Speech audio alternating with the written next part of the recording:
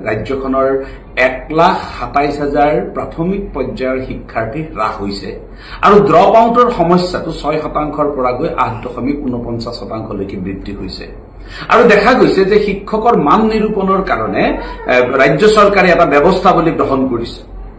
আমি শিক্ষকৰ মান নিৰূপণৰ এই ব্যৱস্থাৱলীক স্বাগতম জনোৱাৰ পিছতো আমি কম যে পৰোক্ষভাৱে এই ছাত্ৰ ছাত্ৰীৰ হ্ৰাস হোৱাৰ কাৰণটো শিক্ষক বুলি ক'ব খোজা হৈছে নেকি। কিন্তু বাস্তৱত আমি কি দেখিছো যে যোৱা প্ৰায় 2016 চন মানৰ পৰা এতিয়ালৈকে আমি দেখিছো যে প্ৰতিটো বছৰতে শৈক্ষিক দিশত পাঠ্যক্ৰমৰ পাঠদানৰ কাৰণে শিক্ষকসকলৰ হাতত যথেষ্ট সময় কমি যায়।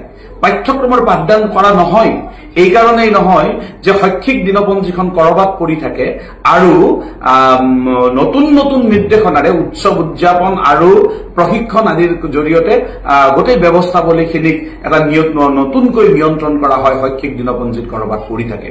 আমি যোৱা আগষ্ট মাহৰ পৰা দেখিছো FLN training, ECCE training, SMC training, স্বচ্ছতা পখেক আদি 100 কাৰ্যসূচীৰ উপৰিও এতিয়া অহা 21 তাৰিখৰ পৰা হবলগীয়া মান নিৰূপণৰ সময়ছোৱাতো আমি দেখিছো যে গোৱালপাৰা জিলাত তেতিয়াও প্ৰশিক্ষণ দিয়া হৈছে। আমি দেখিছো যে আজি কিছুদিন আগতে ECCE প্ৰশিক্ষণৰ কাৰণে বিশ্বনাথ জিলাৰ ছাত্ৰ ছাত্ৰীসকলক SMCৰ মানুহৰ হাতত অৰ্পণ কৰি হলেও বিদ্যালয়ৰ পৰা গৈ প্ৰশিক্ষণ অংশগ্ৰহণৰ কাৰণে কোৱা হৈছে। আমি বিগত বছৰত দেখিছিলো যে পৰীক্ষা বন্ধ কৰি হিতাধিকাৰী নিৰ্বাচনৰ কামত শিক্ষকসকলক লগোৱা হৈছে। এনেধৰণে সময়ে সময়ে শিক্ষক শিক্ষয়িত্ৰীসকলক বিদ্যালয়ৰ পৰা বাহিৰত ৰখা হেতুকেই অভিভাৱকসকলে বিদ্যালয়ৰ পৰা ছাত্ৰ ছাত্ৰী লৈ যোৱাটো কোনো অস্বাভাৱিক কথা হ'ব নোৱাৰে। সেইবাবে আমি অসম চৰকাৰক অনুৰোধ জনাইছো যে এটা তদন্ত কৰা হওক। বিগত 3টা বছৰত শৈক্ষিক দিনপঞ্জীৰ বাহিৰেও কিমান নিৰ্দেশনা প্ৰকাশ কৰা হল, কিমান নিৰ্দেশনাৰে শিক্ষক শিক্ষয়িত্ৰীসকলক বাহিৰত ৰখা হল, এই গোটেই কথাটো এটা পৰীক্ষা হ'ব লাগে। তাৰ কাৰণে এখন সমিতি বনোৱাৰ কাৰণে আমি ৰাজ্য চৰকাৰক অনুৰোধ জনাইছো।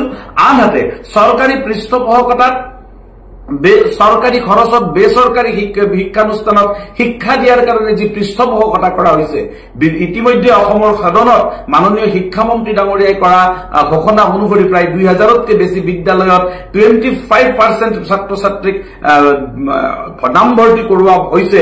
এই ব্যৱস্থাৱলীৰ আমি পৰিৱৰ্তন বিচাৰিছো, কাৰণ চৰকাৰী খৰচত বেচৰকাৰী শিক্ষানুষ্ঠানত যদি পৃষ্ঠপোষকতা কৰা হয় তেনেহলে নিশ্চিতভাৱে চৰকাৰী শিক্ষানুষ্ঠানৰ ছাত্ৰ ছাত্ৰীৰ সংখ্যা হ্ৰাস কৰাৰ ক্ষেত্ৰত চৰকাৰী উদগনি জনোৱা হ'ব।